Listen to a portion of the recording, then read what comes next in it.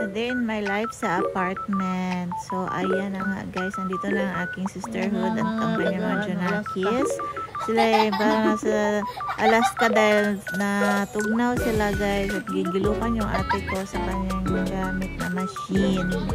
Ayan, yung machine na pang massage na maganda sa likod pero gilok. So, lumabas kami after ng hanap ng fruits. Kay gutom na. Fruits is fresh. Pero, after nyan guys, nag-check muna kami ng pandesal kaya nagutom na. So, ayan, while waiting, dugay kaayo ang pandesal. Mura na madirig ng uwat o limos.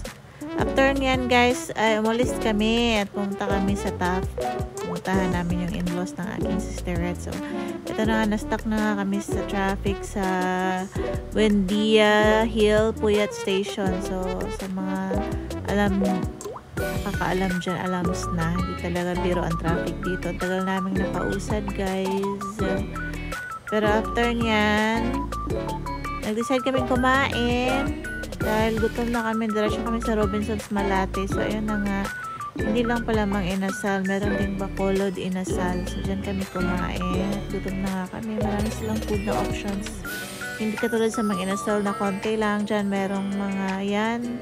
Kaya nang bahala kung ano yung mga pagkain na yan. Pero healthy yung mga in-order namin. May isda, may kare-kare, may pork. At ayun na nga.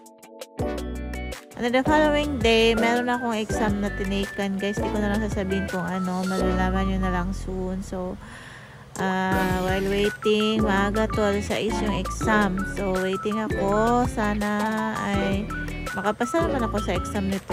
Pero, secret lang yan. Ayan na guys. So, after nyan, sa exam, umuwi na kami dahil mga napagod, manahilo sa exam. At after, diretso kami sa condo ng in-laws ng aking sister dito sa Taft.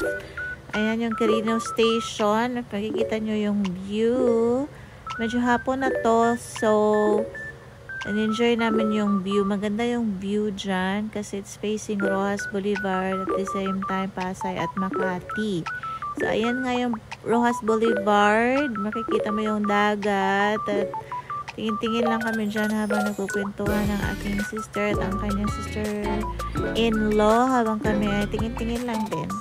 So, ayan pa rin. Tingin-tingin pa rin. Kasi mapamangkin ko gustong-gustong i-video for the reels at para aesthetic daw sa my day at my story. Pero hindi naman ko ipopost. Oy, ako lang ang magpo-post nito, ganun din. Pero ang ganda ng view, tignan nyo, napakaganda, napaka-aesthetic nga naman. So, natuwa yung pamangkin ko. At ayan na yung pamangkin ko. Siya yun na yung mahawak ng phone ko kasi nga gusto niya nga mag-my day daw. At gumanda dyan sa story niya. So, ayan ulit siya guys. Video na niya lahat. Lahat ng sulok, video niya dyan sa, nasa 31st floor kami at this time. And, nandito nga aking mga pamangkin. Ayan na, nagpakita na siya sa kanyang lungga. At pinakita ulit niya yung video ng sunset. Ganda nga naman talaga siya mga jay. And after that, ito ulit, balik ulit kami sa aming lungga. Ayan ulit. Video ulit sa sunset. So, wala nakatapos ang sunset to hanggang matapos na ata yung video na to. Pero pag gabi na guys, pauwi na rin kami nito. Pero ito nga yung pamangkin ko. Ito big girl na yan. Ito naman kanyang kuya. Katabi sila dyan. Gusto lang nilang makita yung view while nagsi-cellphone. Because cellphone is life sa mga Gen Z. Ayan. Pakit-cute lang yung aking baby girl princess. Malaki na talaga ang aming ate Anik. Ayan, gabi na nga guys. Video ulit na naman siya dyan. Parang yan na lang napapakita akong video hanggang matapos tong vlog na to. Kasi ito talaga yung purpose. Hiramin yung video ko para marami daw siya. I mean yung camera ko para marami daw siyang ma-video at ma-post niya sa kanyang story. Pero parang naalala ko lang naman siyang pinost na story. So, ayun na nga.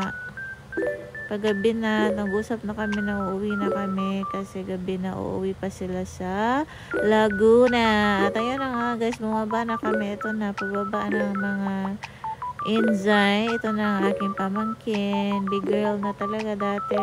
Baby lang yan, 2 years old, 3 year old lang yan na nagwa-vlog. So, ayun na nga, napauwi na ako. Sila, umuwi na sila, hinatid ko sila sa kaya ng bus at ako naman ay pauwi na ng aking apartment. Yun lang for today's video. Medyo pagod ang araw na to pero fulfilling. Marami kami nagawa ng aking ate at ng 2 pamangkin. At sana nga pumasa kami sa exam na yon. Kung magre-result na soon, sabihin ko na, update ko na lang kayo anyway. If hindi pumasa, it's okay. Wala namang mawawala. Char. So ayan, nagmotor nga ako ulit pa uwi. Waiting niya na makarating sa apartment and makapagpahinga. Dahil pagod na ako, wala na rin ako masabi sa video na to. A day in my life. Hirap pala mag video ng ganon. Sige, okay, bye na.